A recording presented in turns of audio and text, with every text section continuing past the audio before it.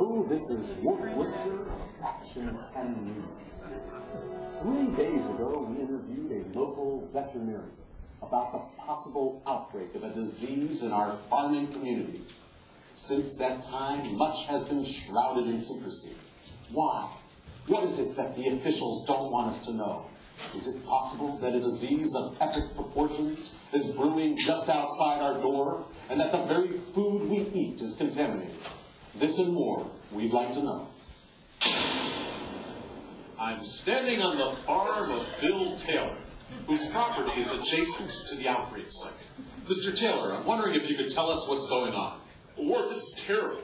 They take all the year's livestock and they're coming after mine tomorrow. It's my only livelihood. I don't know what to do. It's farmed with my family for generations. I just don't know what to do. Ward Blitzer coming to you live from Main Street. Let's hear from our fellow citizens. Sir, your name is Rick Stearns, is that right? That's right, Action 10 News. Nice to meet you. Rick Stearns, tell us, what do you think about this new problem with the agricultural contamination of our food produce? I haven't heard anything about this at all. What happened? What is this? Well, you haven't heard that farmers in this area have had to put down their livestock and that there may be massive contamination of our food produce? I just ate steak. No, I did not hear this. This is an entirely agricultural dependent state. Somebody's got to protect the livestock. People are going to be scared to leave their homes. I am now talking by telephone to Miss Ann Rogers, the Public Affairs Liaison of the Governor's Office. Miss Rogers, might your office have some comments about the mysterious disease we've been reporting on for Action 10 News? No, at this stage we will not have any comment. Let me understand this. Farmers are putting down their livestock. There's the possibility of widespread food contamination, and your office has no comment for our listeners? When we have an announcement to make, please be assured that we will do so. We will look forward to hearing from you soon. This is Ward Blitzer signing out.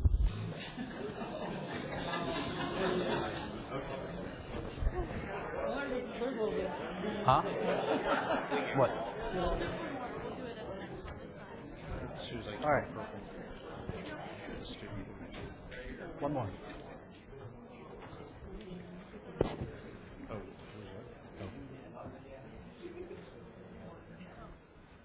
Hang on. Oh, there's more news. There's more news. More news. Is there one more? Meaning? A second. Action 10 News. That was a straight answer. Reverse angle. That's a commercial.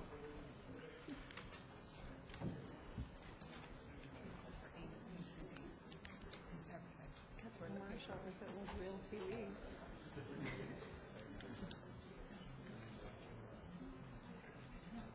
I shouldn't have stopped it.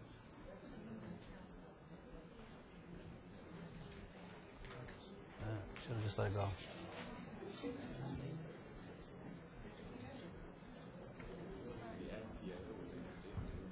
Can't do it? Leave it, then leave it. We'll do it later. All right. Media reports, locally and nationally, indicate that this may be a new strain of FMD, one that actually does infect humans. Let's begin with the quarantine. Given that, how large of an area are we going to quarantine? How are we going to enforce it? And then back to the legal questions, how do we enforce it legally? How do we enforce it practically? Who wants to begin? Dr. Dorman, do you want to begin? So what you've just told me is that we now have a new strain of foot-and-mouth disease that affects humans. May affect. Oh, may affect.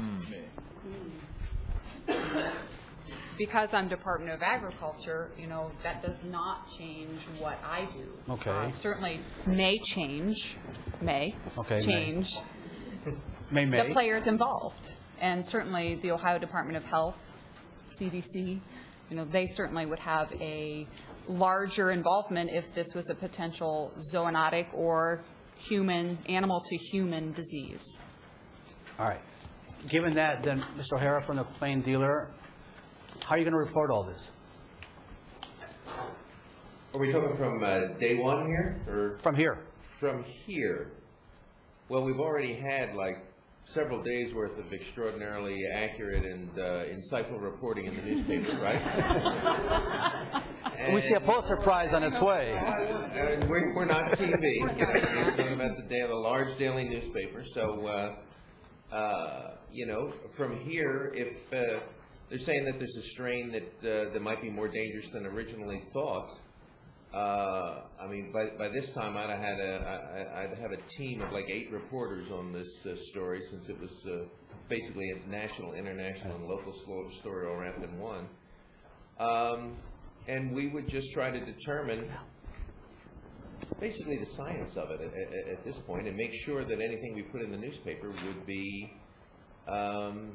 sort of just basically accurate. I mean, that's what we would be striving for through this whole thing, is to make sure that we're just as absolutely precise as possible.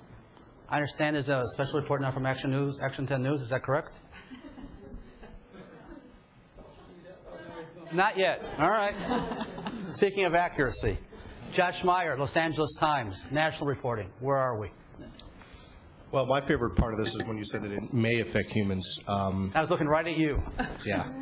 I mean, I haven't covered the anthrax story. A lot of wiggle words like may change the reporting. I mean, what I would try to do is call a broad spectrum of agencies and try to sort of deconflict all of their conflicting statements, which they're going to say about it. You know, the law enforcement people won't be able to say anything. The medical people won't be able to say anything. But the little bit of information they can provide will probably be conflicting. So we'll just try to sort all that out. It's almost impossible to figure out what's accurate at this stage. I know that's not very comforting, but. And in terms of trying to put together a jigsaw puzzle, what kind of federal agencies would you work with? Well, I mean, I work in Washington. I would call the FBI. I would call Homeland Security, obviously. Wait, stop right there. To your left, far left, is Mr. Ted Waske from the FBI, conveniently here.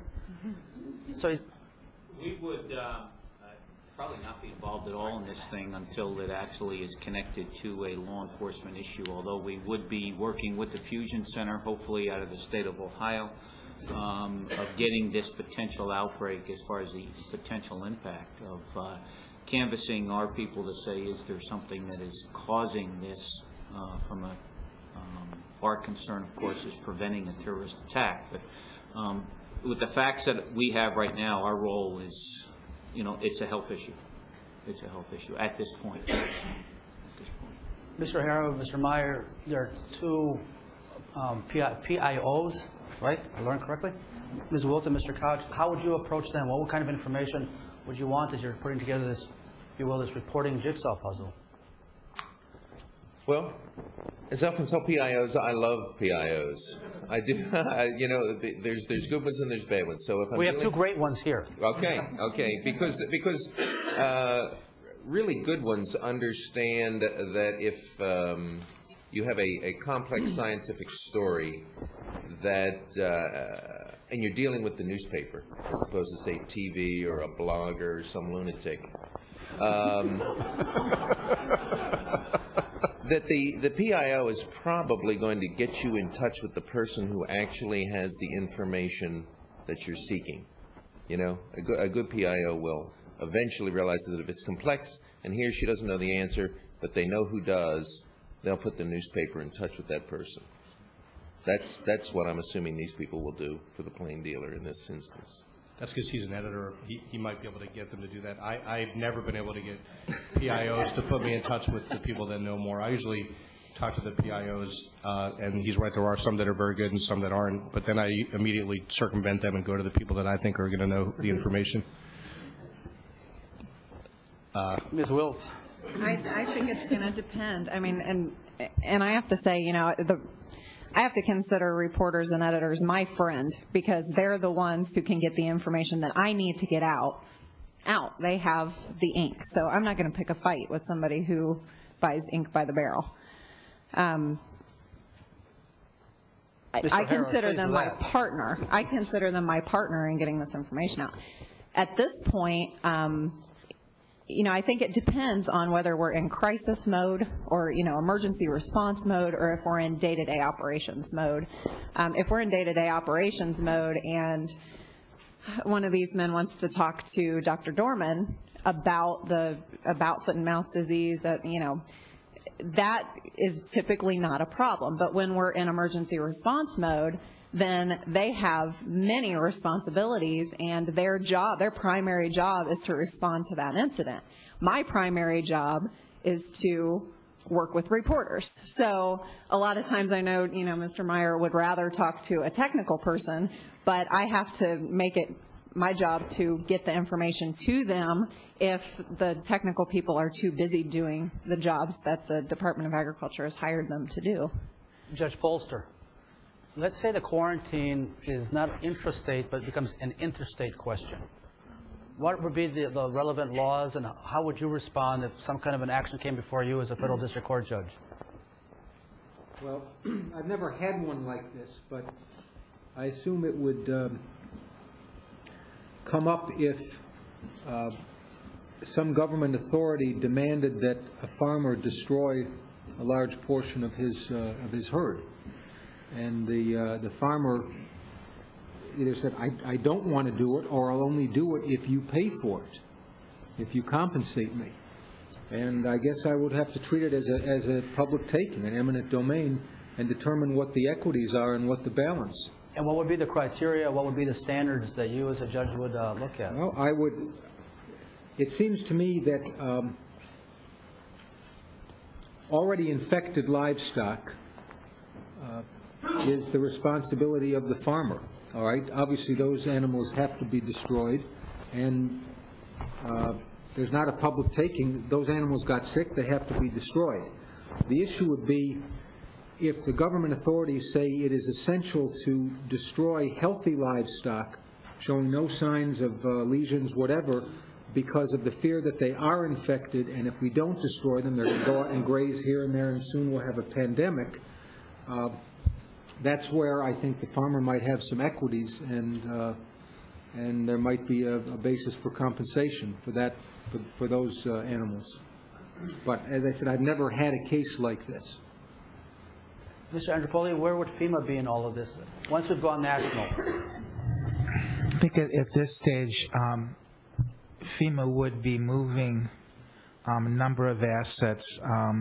The first asset, and I had it pointed out by one of our VMAT members who's here, the first team that was on rotation would probably be coming out here, and then shortly thereafter, the team in 5 would probably come and support that team. Those would be veterinary medical assistance teams, and the level of what they would be doing would be pretty well set by the State Department of Agriculture, by the vets here, the Emergency Vet Association, what they needed. We wouldn't come in freelance. We would come in, help meet the goals and objectives that the state had formed and was forming in response to the action. FEMA would also certainly, at that point, open up ESF 11, which is the Department of Agriculture, and those folks would be going through pretty much the same path. The rest of the federal family that would be involved, of course, would be ESF 10, EPA, that would be here for hazardous materials, primarily for waste removal, Department of Transportation, ESF 1, which we had mentioned earlier, which would support you all with transportation, trucks, things like that. And ESF 8, which is health and medical, the veterinary medical assistance teams would come under that piece. But also, if there were a threat that this was going to affect people, that would all depend. What would happen is we would alert the teams on call at that point, in other words, the medical assistance teams for humans, And gauged on the level of the threat, the strength of it, we would certainly err in the direction of sending teams out immediately. We'd have no reason to hold the assets back. In Katrina, we were down there 3 days ahead of time. I'm not bragging, because we're apparently the only ones that would brag. That we would try to get people here. What would they do? Our teams would come and help where the state and the locals needed, probably rotating in hospital shifts at ERs, doing things like that if there was that human involvement. It would be a shock to us all, but on the other hand, everything that's new is a shock. We would work through the County Operations Center. That's a critical piece for FEMA. FEMA would get somebody out there very quickly, and always does, because that's where the ground truth is, where you find out what's happening. If there were a health operations center, an EOC for the health department, we would drop into that. We would probably drop into the health department anyway to make sure that we had all the pieces of information. We would send people to the State Emergency Operations Center to coordinate with all the other federal agencies and state agencies that would be flocking there. Then there's a big federal piece, a joint field office, which would have folks like the FBI there and all the other pieces of the 15. I don't think all the 15 pieces of the federal family would be there, but for something like this, I have a hunch that almost all of them would probably be there, maybe all 15 or 13. Hang there just for a second, because I'll come back to you in a second. Judge Polster, I want to go back to you for a different question. Interstate commerce, if it goes from Ohio to Pennsylvania, for instance, how do you foresee legally, for instance, closing interstate highways? And let's go to the other direction also, if we're to go to Indiana. But the question becomes, once it leaves, we started with Mr. Yarch in the morning. We went from his farm, if you will, local, state, and now we're on the national level. We're going to start addressing issues, for instance, such as interstate commerce. How do we start closing turnpikes, or start closing the way to go from Ohio to Pennsylvania? What would be the role of the federal judiciary in this? I'm not sure there is. I mean, I don't think I have any jurisdiction over the Ohio Turnpike or I-90 or I-80.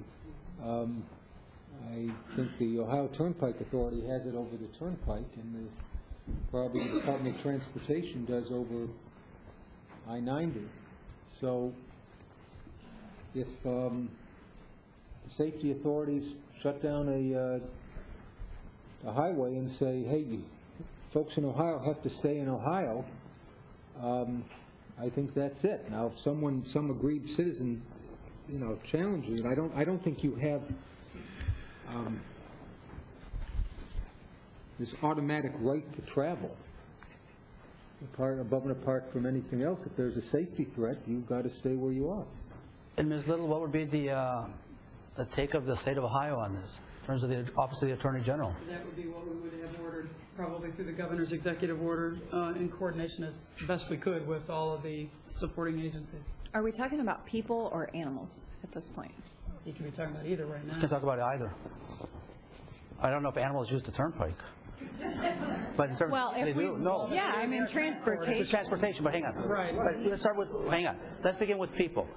Ms. Little is saying that the directive of the Office of the Governor would be that people cannot now travel on the turnpike, correct? Again, if we had the good, the scientific, right. Backup for that. I mean, again, nobody does this stuff in a vacuum. I mean, we'd be working with all of the folks in the Department of Agriculture, all the folks in the Department of Health, and then hopefully, the folks at Transportation and all of law enforcement. You can, as we all know, write anything you want on a piece of paper, but it's only as good as the first person who goes to Pennsylvania. So, if there is some scientific evidence that this is a human health threat, which we don't know it to be, right. I mean, that's just part of this new scenario, I guess. The second that a human contracts a disease, we are no longer the lead agency. The Department of Health, under their emergency support function, becomes the lead. So we're still conducting the business that we do, but we've become a support agency. Mr. Hopper? I was just going to say there, I agree with the judge. With respect to the lines before that, who's right on. There's a line of cases, chemical waste management versus Hunt, and generally held that states maintain through their general police powers the authority to regulate matters of legitimate local concern, even though interstate commerce may be affected. And I think that line of cases would buttress the position of the judge that in those situations, the state can control certain aspects of interstate commerce and be within the rule of law. Mr. Crouch? Mr. Crouch, from a PIO perspective, what would be your take on all of this? How would you go about addressing whoever, be it Mr. Meyer, Mr. O'Hara, other reporters, if they were to come to you with particular questions? Well, I think Melanie pretty much answered the question. The only thing I would add is that certainly we would be seeing the need to look at press conferences so that the experts could be available at designated periods of time. That way it would meet the needs of the reporters while at the same time allowing the experts to continue doing the work. So we would have press conferences, however many are needed, twice a day, once a day, whatever the situation dictates. And then in between those times, certainly continuing to put out information and talk directly with the reporters. Proactively. Proactively. Mr. Meyer? Hopefully you guys will do what they did in New Orleans after Katrina, which is have dueling command posts for the state and federal officials, just to really confuse things. But I mean, my experience in this would be that if you tell people that they can't travel and that there's a potential epidemic out there, nobody's going to listen to you. When you tell people that they can't do something, they're immediately going to think that that's what they should do, and they're all going to hit the highway and get out of there. You'd have to bring in the National Guard to stop them. In fact, that's what happened in Dark Winter. I think the tabletop exercise with smallpox. I think that it got so bad that one of the other states around the state where they had the epidemic or whatever, or the infestation, closed their borders so that nobody could get into their states, if I'm not mistaken. So it won't be as orderly as people hope it would be. An animal disease incident is quite a bit different than a human disease incident because we do have the ability to quarantine animals. They're not going anywhere. We can depopulate. We can euthanize. I love that expression. And we can dispose of those animals. There's got to be a better term. You can't do that with people. Yeah, but they said on the news that it may affect humans, so you're off to the races. The truth, huh? And Mr. Yarsh, people will believe it. Mr. Yarsh, back to you. We started with you. Here they are talking about your animals, your livelihood. How are you going to proceed? Judge Polster suggested maybe there's a way for you to have some form of compensation. What would satisfy you? Well, it's like anything else in life. It's going to be a loss, and you're just going to have to deal with it on a daily basis. So, like I said before, I've had drought problems, I've had wet problems and that, and through the government, if it's bad enough, the government, yes, will help us out. If not, you're basically on your own. Now, I had an incident years back with a disease in the cows called yonis. Called? Yonis, okay?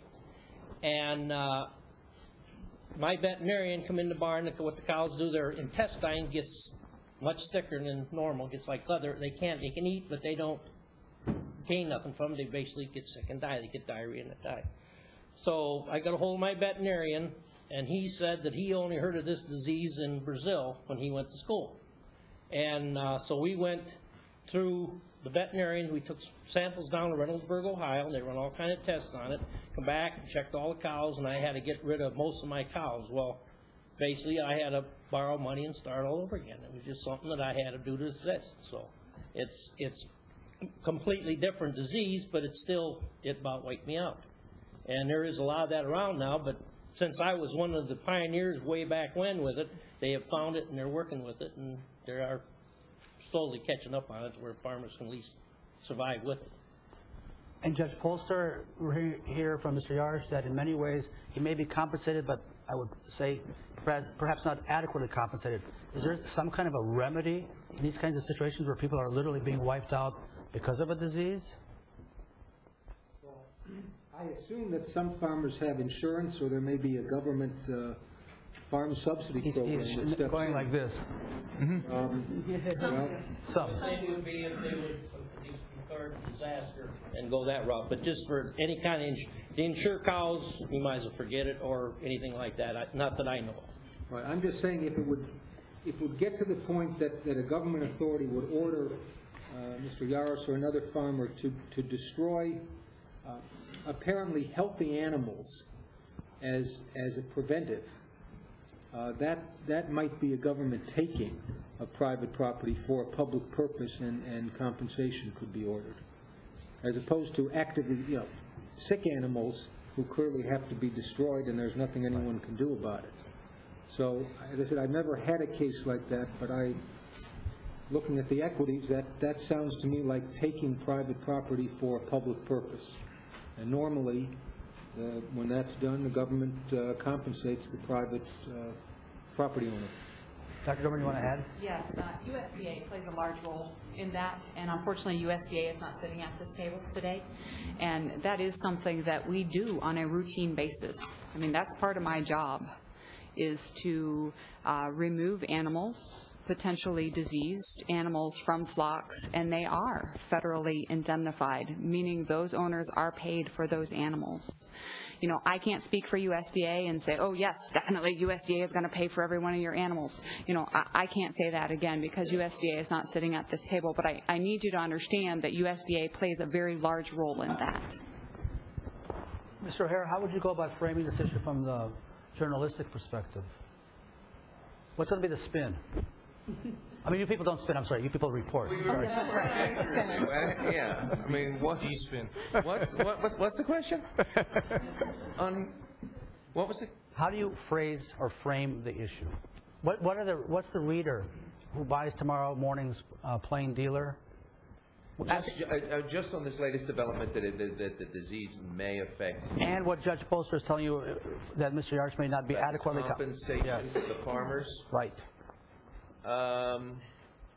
Well, once again, we would just try to get a hold of people who know the answers to the questions, and it sounds like you're one of them. I mean, there are people who it would seem would have would be expert in the field. I mean, it's simple. You get reporters. You sign. My reporter back there. You do the story on the cattle compensation. And on the, I probably have a team of reporters on the question of is this thing going to injure the citizens of Ohio? You simply gather as much information as you can before like 8 o'clock at night, and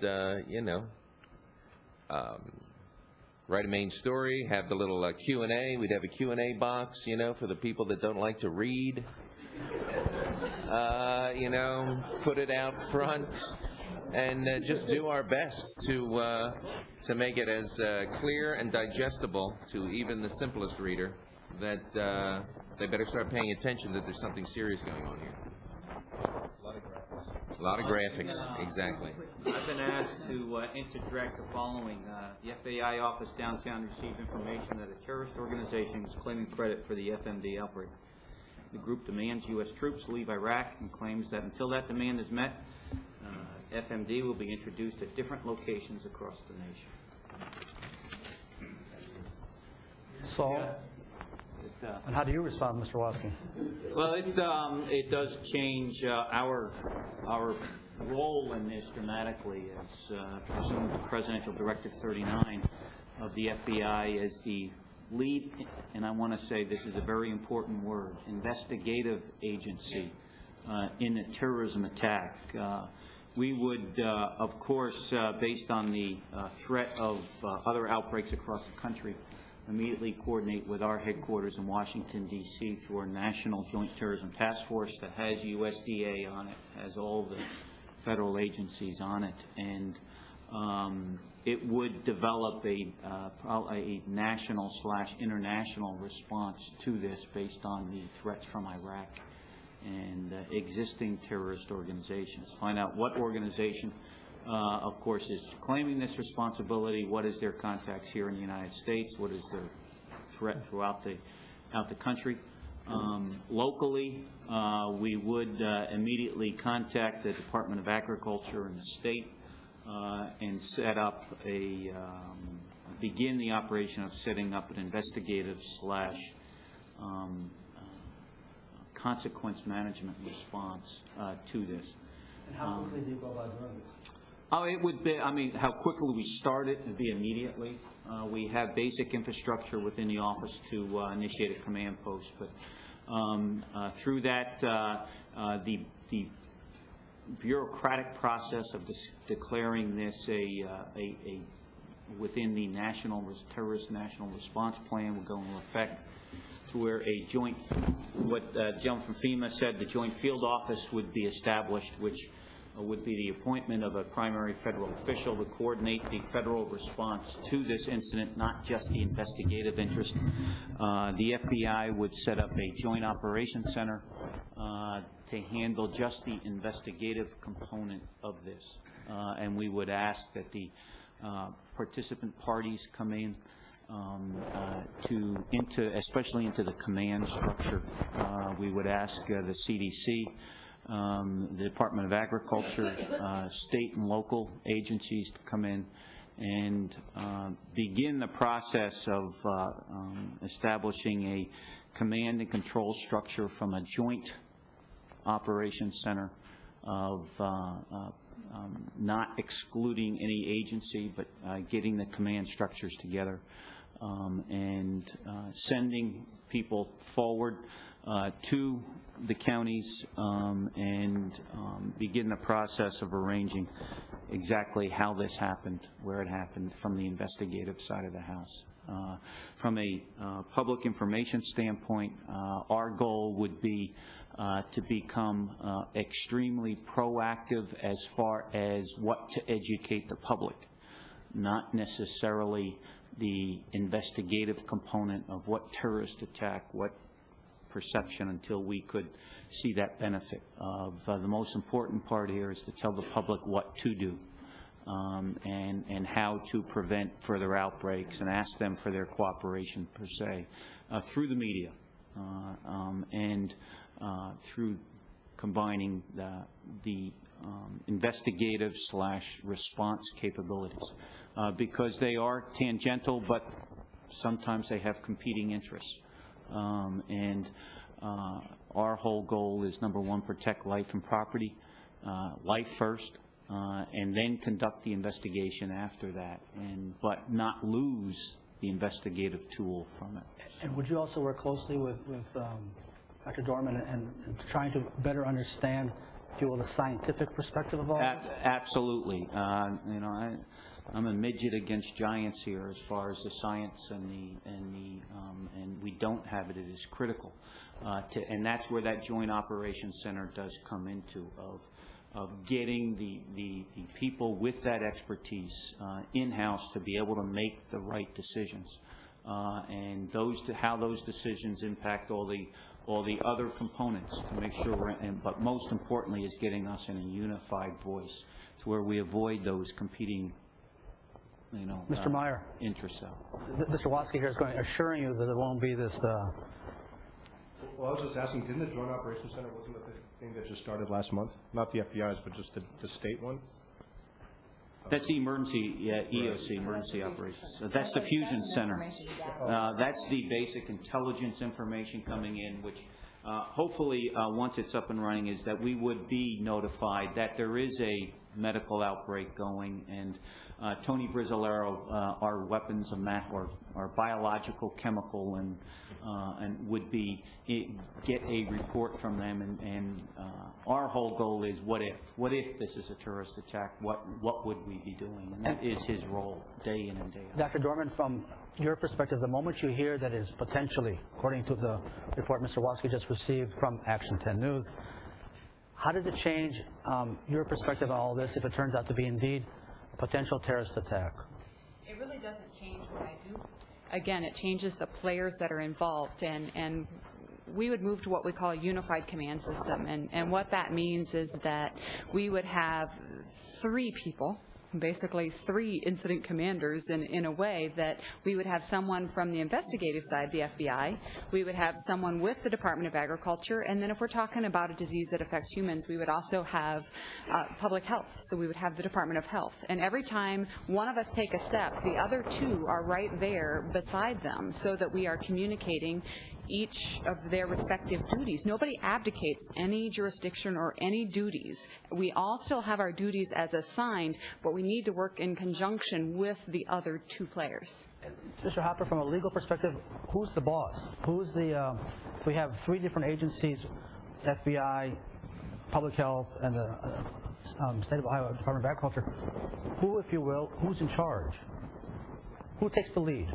I'm sure I have an absolute answer to that. I think at that point, as Leah pointed out, it's really a team effort at that point. Everyone has their designated areas, and those are the areas that they have authority to fulfill, and they need to pursue those. I would hope that with as much work that we've done trying to coordinate these situations, that we would not have that kind of situation where one agency is attempting to get into the jurisdiction of the other. And what's the role of FEMA in trying to integrate, if you will, 3 different agencies in order to, at the end of the day, we have to protect Mr. Yarsh and other citizens. How is FEMA going to take upon itself, if you will, to integrate all 3 agencies that Mr. Waski's been referring to? That's an unkind question, and a good question. One of the, a couple weeks ago, there was an institute that presented, I believe it was out of Harvard, it presented an after-action report at Congress' request to one of the subcommittees. And they had mentioned that the most difficult aspect of Katrina and in federal response is, in fact, the integration of the political elements at the state, local, and federal levels. I think we would hope for an effective unified command, but one of the difficulties with unified command is the unified command makes an assumption that not just authority but competence is dispersed among the players. So when the competence isn't uniformly dispersed among the players, then issues would come up regarding quality response. Are you reading that? And I think that in this instance, I think that things would probably work very well here because, not flattering the state has spent a lot of money. This is the only state that I'm aware of that has Metro Medical Response System grants that the state has given based on a federal grant in each of the major cities to coordinate these same kinds of issues. That's another level, I wouldn't say of complexity, a level of coordination that the state has that most other states don't. So I think unified command would work here, but I think it'd be hard for us to say who's in charge. I think it'd have to be a unified common sense approach, and also the FBI would have a real strong presence in that unified command because of the criminal aspects. Ms. Little, from the perspective of the Attorney General of the State of Ohio, having 3 different agencies involved, is that something that is practical? Is that something that's going to enable the government, if you will, to best address the issue? Is there some other way to go about doing this? No, I think everyone's described it exactly the way it would work. The emergency operations plans in the state, and the county level, and federal level, I mean, all have the full force and effect of law. I mean, the Attorney General is a partner. You know, the issue that you have with the Attorney General's office is that largely we're on the back end, you know, once a lawsuit is filed, sort of like the judiciary would be as well. In-house legal counsel at the agencies are going to be the players on the ground, actually advising the folks who are in the unified command. I don't think it would present as many problems as you might perceive if everyone understands what their role is and plays along pursuant to the plans that are drawn up and adopted. Mr. Yarsh, you as the, from our perspective, the immediate victim of terrorism. For whatever reason, the bad guys decided to come to your farm. How do you view that? Would you then begin asking yourself, why me? Probably. I mean, it's just, I guess you'd be the pick of the deck. I mean, you know, they're going to hit a farm that's probably most convenient to them, or maybe on their beaten path or something, so I would imagine that'd be the way that I would be picked.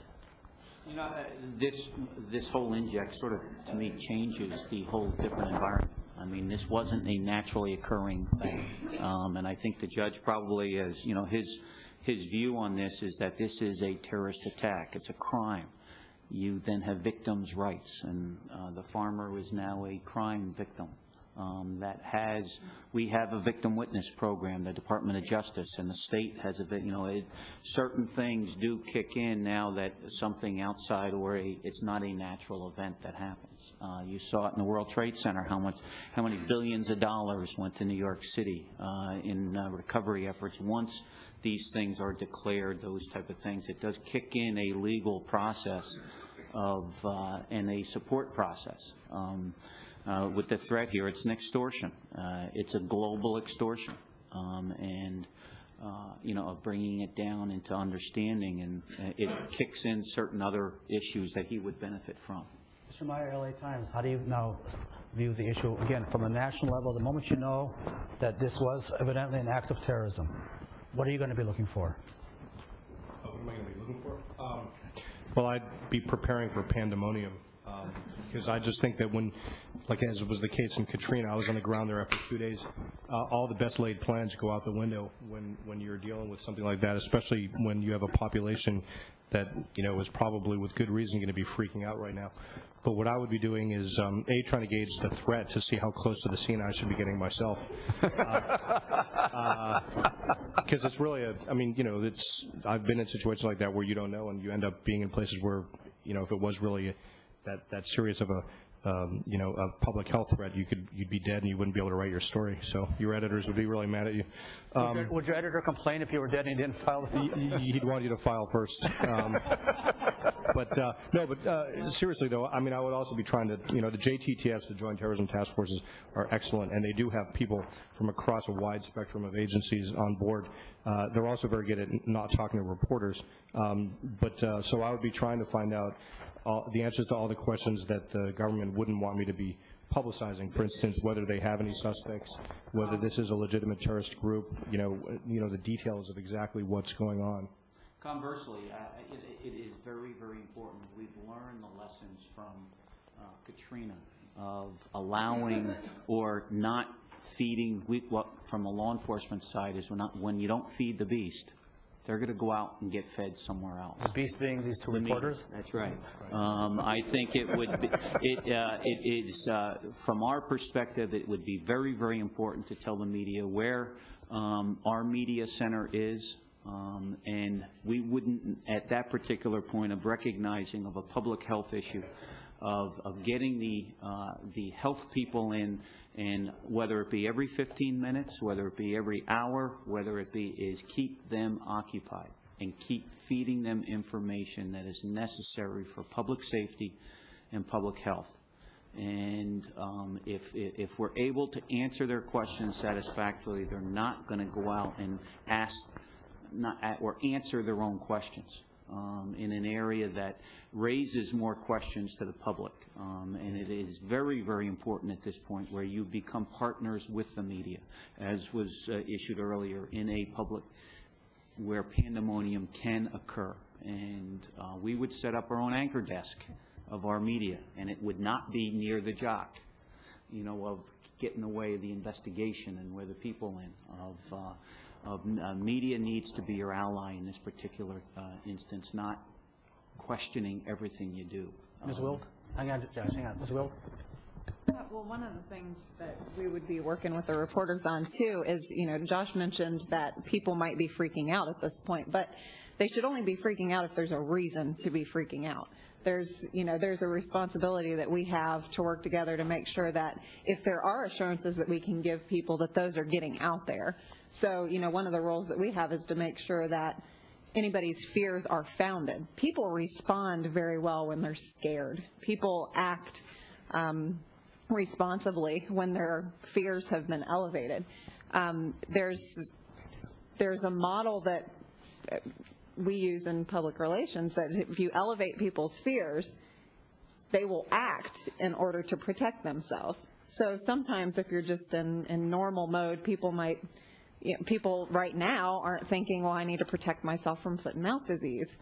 But if you raise people's fears to a reasonable level, they'll act to prepare or to get themselves prepared to deal with something. But there's a fine line between fear and terror, and that next step to being terrified throws all of that out the window. Mr. Meyer, you wanted to add something? Yeah, I just wanted to say what Agent Waschke said made a lot of sense, and I agree with that. And I just wanted to give the impression that there are many times when the media is asked to withhold information, and that we do withhold information about things like that. I mean, for many reasons. I mean, you know, if they're about to arrest a group of suspects in a case like this, I would personally never go with that information. So there is a collaborative relationship there, and I would be trying to do whatever I could to keep that going and nurture that, as opposed to the other way around. But the best thing that, like, the FBI and other agencies can do in a situation like this is also tell us print reporters, you know, all of the things that the TV reporters are reporting that's not true, so that we can sort of I noticed that Ohio has a public information and rumor control group. I wish there was one of those in Washington. But how do you say that if Agent Waschke says, please don't print this? Right. How, are you going to be competing against bloggers, against the internet? I mean, Mr. O'Hare and I were talking about this last night. Without being disrespectful to the print media, it may be today that you're at least one step behind modern technology. And how do you go about controlling that? One step? It's maybe 5 or 6. No, it's hard. I mean, and I know we're probably not supposed to, you know, deal with previous incidents here, but I mean, during the anthrax scare or terrorist attacks, excuse me, that's a major problem. You just have to weigh each episode. I mean, I have to deal with these people, the next terrorist threat that goes on. So, you know, they respect and remember when you are acting responsibly, even if you take a hit in the immediate and don't get a scoop on something. But you have to, I hate to use this expression because I hate it, but you have to do it on a case-by-case basis. So. Well, and I want to make the point that, you know, well, I've just met these gentlemen since we got here. They work hard and we work hard to make sure that the first time that we run into each other is not in the middle of a crisis. So we have a relationship built that we can, so that we know if there is a trust level there. You know, some issues you go into with okay, we realize this is a high-risk, low-trust situation. But other times you've developed a relationship with that reporter, and that's why it's important to spend time doing that, so that you're not thrown into a crisis where you have to be perfect all the time, and they could take what you said and run with it, even if it may not be something that should be shared widely. Mr. O'Hara, I see on this issue of withholding information, I mean, newspapers, once again, are different, really. I mean, we are the gold standard of information, really, in America, mainstream newspapers. So we'll agree not to release,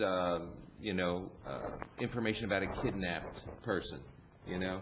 I mean, that happens all the time. You know, we know that somebody's been kidnapped. The FBI says, well, we're closing in, blah blah blah. I mean, we make deals like that, not all the time, but I mean, at least once or twice a year, somebody from law enforcement is going to be asking you to withhold information. If TV, then we just hold our breath. If TV blurts it out, I mean, it's not like we're going to lose money or lose subscribers, really, because, you get scooped by Channel 10. Nobody remembers that sort of thing. We've done the right thing. The FBI or the police remember it the next time. Hopefully they remember it the next time and cooperate with us. Sometimes you get burned. If you get burned a couple times, then you don't do it anymore, too. That's the other thing that the police will figure out. Judge Bolster, you wanted to jump in? Yeah, I want to just add something, not in my Baylor way, but it's extremely important for the professionals who are trying to manage this to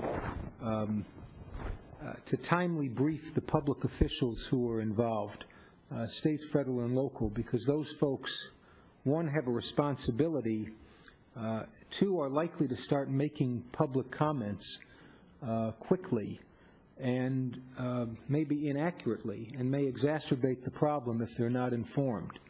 So it's important that the professionals make it their business to, and maybe even do it in a coordinated way, accurately and timely brief and update the public officials so that they know what's going on, what to say, what not to say, and so that they don't do anything to exacerbate a difficult situation.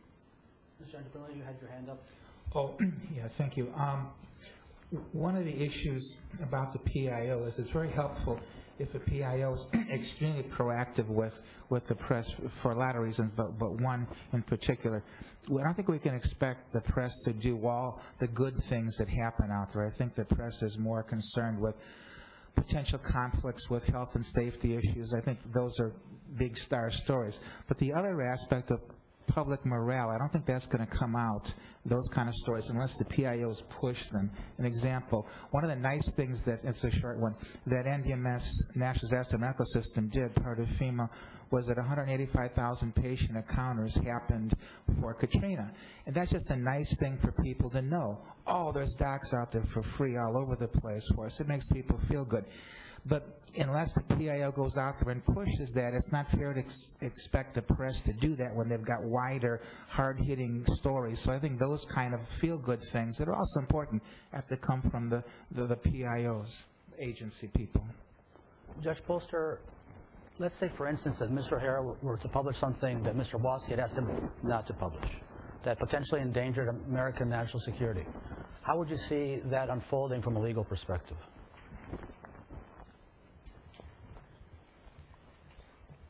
Well, at that point it would be in the hands of the Department of Justice whether they chose to open a criminal investigation into someone. I mean, and it would only then come to me if and when there was a prosecution. And if it were to come in front of you? But the more interesting question is, what if someone sought a prior restraint of some information that was already in the hands of the media, and the media had not or would not agree not to release it?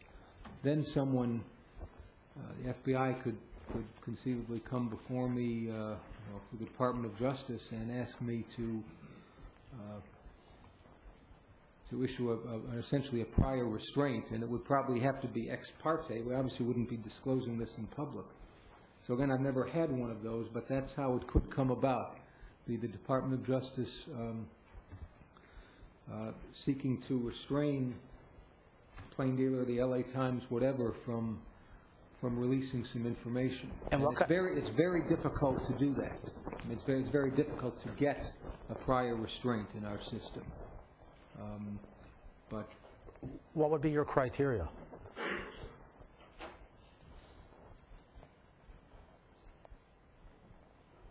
Hypothetically speaking. Well, hypothetically, I would want to know what if release of that information would endanger people, would endanger lives, or would compromise a very important criminal investigation, and balance that versus, we have this, the public right to know is very critical in our country, and we guard that zealously, and generally once the media has something, they're free to print it, and it's very difficult to get a prior restraint. But there are situations where they're imposed, but they're rare. Ms. Welch, you wanted to add something? Yeah, as a general rule, even when I'm speaking to a reporter off the record, I don't say anything that I can't live with being printed the next day. That means you don't trust reporters? If you say it off the record, you should assume that. I'm sorry. Go ahead. I mean, I zealously protect my sources, and if somebody says something's off the record, I don't use it. But if somebody divulges information, even if it's off the record, they should assume that at some point it's going to end up in the information stream. But, I mean, the thing about national security is, the flip side of that is, what if the information is a national security matter on the other side, which is like, what if you have information that this foot and mouth disease has transmuted into a virus or a disease that can spread from human to human? All the public health agencies here, are you going to go out and tell that to the public? And if not, if the media finds out about that, should you say that? Because if you do say that, you are going to create pandemonium, and people are going to get in their cars and try to leave the state. So, a lot of it is how forthcoming are the public health agencies. So I guess my question to you guys while we're all on the table here is, if you found out that this had transmuted into something that spread easily from human to human, would you announce that, or would you try to keep that as quiet as possible just to stop pandemonium? Mr. Couch, Ms. Will? If there was a public health threat, it would be announced. We have a responsibility if there's a public health threat, actually public safety. And presumably, if you'd announce a plan for what people should do. You wouldn't just say, you know, you got rampant foot and mouth disease, you can't do it. That's what you'd like to know, right? But stay in your house. You know, with this off-the-record thing, too, you know, I might say something off the record to Josh, but which may lead him in a direction to go ask somebody else a question. He could get confirmation of that. So I guess that's what I'm saying is, if I can't live with it being in the paper, I may not have been the one quoted on it, but he may find another source that can confirm the information. And Mr. Watsky, from your perspective in terms of the investigation? You know, like I said, protection of life is paramount. You know, we'll damage a crime scene if it means saving somebody's life. And if we can prevent disease from spreading by telling the public that this can go, we're definitely going to, you know, we'll live with the consequences from that. Those priorities are very, very important. Yes, the judge is more important than anything else. It's not just giving them the information, is what they do about it, and give them that guidance. And that's real news. And the media is always willing to help us with that. And that's what we're there for. In the end, you know, if we protect someone's life, that might be a potential witness. We don't know. Why get them in danger? It's those priorities we have to find. And hypothetically speaking, could you foresee coming in front of Judge Polster and asking for prior restraint? In this case, no, unless it's the only way I could see a restraint is that if the information they would print would endanger someone's, like he said, we had information from a very singular source. That it would identify that source and this terrorist group would kill that person, and not knowing the facts. That would be the only way of us coming up, preventing someone from giving information to someone else's life, and or that information was obtained through classified means, and though that classification is of significant interest to national security. When I say national security, it means other people's lives are at risk, and or that technique of getting it has saved other lives, and then its sources and methods is what we protect. It's not necessarily the information. That's what's classified, and that understanding is very important.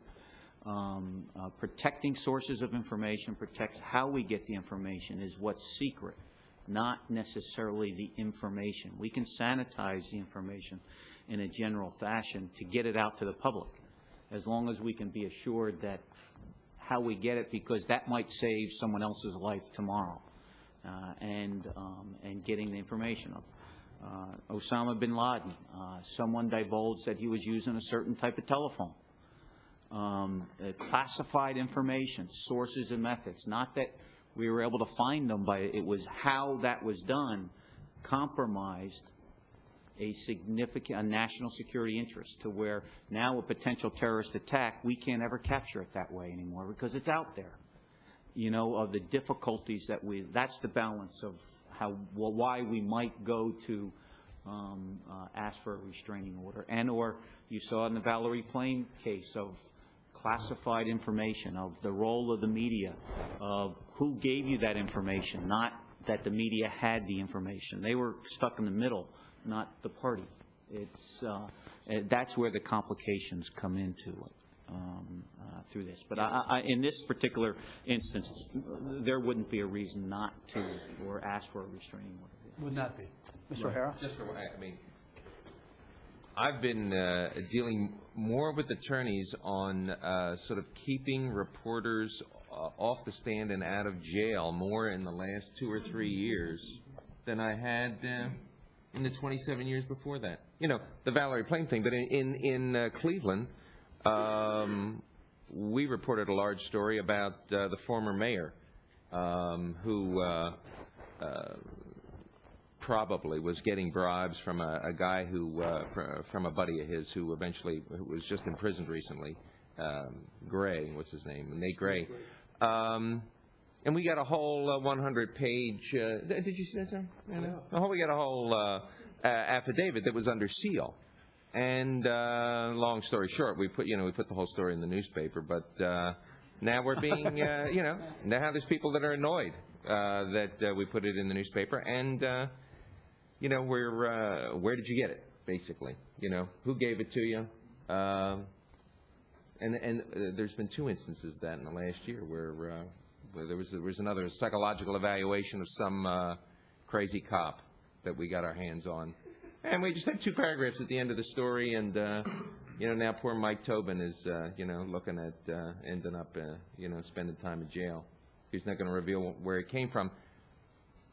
And then there's Judith Miller and blah blah blah. But I mean there's more efforts to restrict our getting information, it seems to me, than any time in my 30 years in the business. Great effort to restrict. Restrict. It's working too. Nobody, if there's another anthrax attack, nobody is going to talk to reporters about it because we're all subpoenaed in the Stephen Hatfield case from the first time around, and we could all end up in prison. So people think that we run amok and we're like crazy people, but there's lawyers. I got 3 speed dials of my 10 are to lawyers. So your reporter's in prison, but the crooked mayor's not. Yeah, right. Well, not yet, but. Before we open it up to questions, Mr. Yarish, coming back to you. You as the reader of the plain dealer, you have been the victim of terrorism. What is it that you would like to read in terms of what the FBI has investigated, in terms of where the science is in all this? It's ultimately you, sir, who has been the most affected person. Well, I guess I'd be the boogeyman any way you look at it because I started it all. So I would like to have put in there that I'm really a nice guy, So other than that, I don't know what else to say.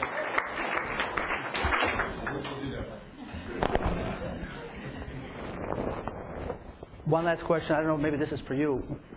If this is really becoming huge, would you also employ the local sheriffs on a different level? How would you go about conducting your investigation? The local sheriff would already be involved. The police department would already be involved. The partnerships that we have, here just locally, our Joint Terrorism Task Force has all of those agencies involved on a daily basis, on a regular basis. It would be this type of thing. It's a all hands on deck. Whoever needs it will show. All the federal agencies, the other Secret Service, the marshals. They're all going to be coming and willing to help in the end.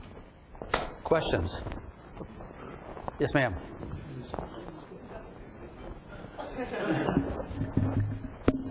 Oh, I know. I'm Carolyn Inch, and I'm with the Canadian Food Inspection Agency in Canada. And Mr. Yarish, I understand that your message should go out to the media that you're a nice guy, because there were some sort of victimization feelings, the first BSE producer and so on and so forth. And the fellow really didn't do anything but feed his cattle. So, that was good of him to do, but he was victimized, and so that's one point. On the point of the Joint Command, one of the things I've always wondered is how do we get animals underground as fast as we can, which is what we want to do to control a disease, because they're pumping out virus all the time, right? And at the same time, we've got an agency telling us we have to preserve evidence. And I haven't been at a bioterrorist event to ask somebody who would have supremacy in this decision. How would you reconcile this? I know how I would go as far as evidence collection and preservation. Our hazardous materials response unit out of Washington, D.C. would travel to here to coordinate those aspects with the CDC, with the Department of Agriculture. The last thing I want to do is collect a vial of blood or that someone opens the bag and they get sick, of the consultation with the experts, and that's where that come back to that joint operations center, that unified command of those issues of safety and getting the people there together. Yes, you want to get them underground, but work with the lawyers, our legal team, of what's going to be required at court to show that this was what we say it is, and as minimally amount as possible and as safe as possible. And if it's impossible, we'll take a photograph of it and bury it, and we're just going to present it in the best way we can. That blood vial will never come in a courtroom, but get a photograph. You get and we'll litigate it later. And if it happens first, but we're not going to put anybody in danger. But the most important part, and why it's important to have this unified command in this is getting the experts to make the right decisions on a timely basis. Professor Sharp, a.k.a. Wharf Blitzer. The students that work with Amos and I here do work for 5 international tribunals and also the military commission that's prosecuting Al-Qaeda. And a lot of the cases involve the obedience to orders defense. And the general rule is that a soldier has a duty to disobey a manifestly unlawful order.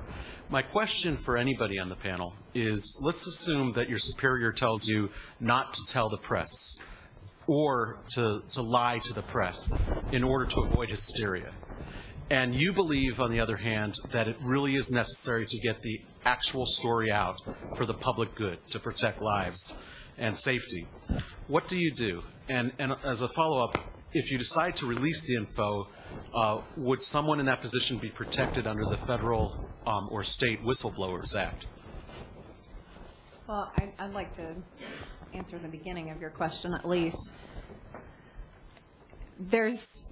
We have a responsibility, and one of the things I learned early on with media relations is don't become part of the story. I don't want that story tomorrow to be about me. I don't want it to be about my director, and I don't want it to be about how my department has failed. So part of my job internally, and this isn't the public part of my job, but internally part of my job is that if my director or my superiors are sitting around a table making policy decisions, and fortunately my director is very understanding of what the communication challenges are, if I see that they're making a terrible mistake in a policy decision, I'm going to say that. It is my responsibility to bring it to their attention that they're making a mistake. And if I feel like that is an egregious mistake and I've brought that to their attention, they still fail to listen to any warnings, legal counsel will do that too. We'll both have a seat at the table. I have the ability to quit my job. Mr. Couch, you want to add something to that? No, I think it's absolutely true. As long as, if we as public information officers, we're within the right to put the information out, we have an ethical responsibility to put it out, we will put it out or we will find new jobs. I mean, that's just the posture we're going to take. We have a responsibility and we're going to follow through with that responsibility. And Melanie's absolutely correct. We're not going to be part of the story. We don't want to be part of the story. What if a reporter gets you before you quit your job? What would you tell them? I'm sorry, could you repeat the question? What would you do if a reporter got to you between the time you left the meeting where they said we need to cover this up and you quit your job? What would you tell a reporter? Would you, because you still were in your official capacity, would you go with what they told you to do, or would you? No, I mean, I think it's a case where as soon as we realize that what we're being told to do is not ethically correct, we're out the door. It's a case of personal, individual ethics. But if you quit, do you then tell the press? Now, I guess it depends on the circumstances and what I felt like the public needed to know. Don't you have statutes that say you can't release information without proof, even after you've left the government? Well, are we talking national security issues, or are we talking health safety issues? I mean, let's assume, again, it's a health and safety issue, and you've quit, but you feel it's very strongly that this information needs to get out. But I believe there's statutes that say if you're told not to share certain information that was given to you confidentially in your position, that you cannot, once you've quit, release that information. So what do you do in that situation? Talk to the legal counsel. Hire an attorney. Hire an attorney. But I mean, that's going to take a lot of time, and the clock is ticking. So what do you do if you believe that every second counts? I guess you'd have to ask me that when I was faced with that decision. I think that's something that you personally would struggle with. And at some point you either make a decision that could potentially put you in jail, about what you release, or you decide to keep it to yourself. I guess I couldn't make that decision unless I was faced and Professor had Hoffman? forced to. Sharon, go ahead. Okay. This is a conference about bioterrorism preparedness, and I just wanted to ask the panelists, based on everything we've done so far today, what do you think are our strengths and weaknesses in terms of bioterrorism preparedness right now? Want to begin? You're looking at, I mean, to me, the strengths is the, number one, is the silver lining that has occurred after September 11th. The increased level of coordination between the medical people and law enforcement. We are talking about these things. We're here talking about the potential of this happening. You know, you plan, you practice, you know, and you say, what if? And expanding the roles of these injects of not a failure of imagination. At least we're going to do our damnedest best to say what if and plan. The weaknesses I see is, you know, these competing interests still for those reasons. The difficulty, and I think Professor Gustin said this best, of that public/government conflict of preparation of the health system that is owned by corporate America, of that planning piece of, you ask somebody, if you have hoof and mouth disease, how many people can you handle in a hospital? It's probably under 10. Or you're closing off a hospital and life goes on. Of how do you deal with those issues? Those thought processes are difficult for a corporation that is running a for-profit business. And that medical response still, I think, is, they're doing the best they can, but they have significant political/corporate interests there.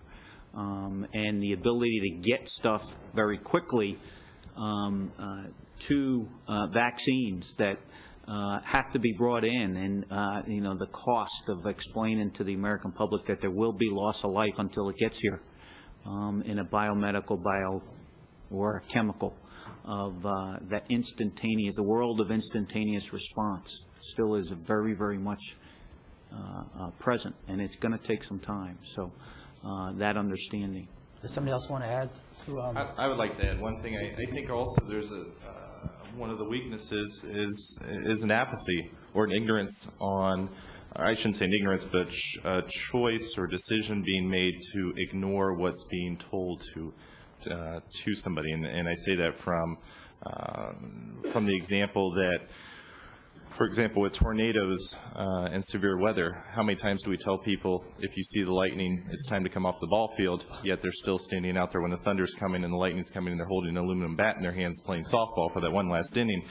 We can only do so much working together in partnership, putting information out, trying to educate as best as possible, but there is a certain responsibility on the part of the individual to take what we're saying and actually put it into practice. There are the 99% of the farmers who are doing what they should do. Unfortunately, there's still the 1% that chooses to ignore what we're saying. Professor Hill? Yeah, one thing I thought was interesting about this part of the simulation was that when Agent Waskey was given the information that a terrorist group had claimed responsibility, everybody sort of immediately leapt into action, and there wasn't a lot of talk about whether or not it would be investigated whether, in fact, a terrorist group was behind this. And maybe that's because, you know, this is called a bioterrorism simulation after all, and you assumed you were to take it at face value. But I'm wondering, you know, how often do those kinds of assumptions of responsibility come and turn out to be false? What do you do to investigate that? Or do you just kind of have to, under the circumstances, was the judgment that you would have to take it seriously and progress from there? You initially have to take it seriously, because that failure to act is time lost, both to public safety and to the investigation. We would very aggressively look at, okay, who is it? And that whole investigative process would happen with with the FBI, along with the state and foreign partners, and the military, not sitting at this table. So trying to incorporate what each of the agencies would do. If we found it to be non-credible, the United States Attorney's Office post-September 11th has been much, much more aggressive in holding people accountable for the information that they provide. And I think that's a very important piece. People are wasting our limited resources in preventing another terrorist attack of chasing bad leads for revenge, for other motives. And it is very, very important that we hold those people as accountable as the terrorists within the framework of the law. But no, that happens every day. I'm very, very thankful that we get threat information every day. We run every single one down.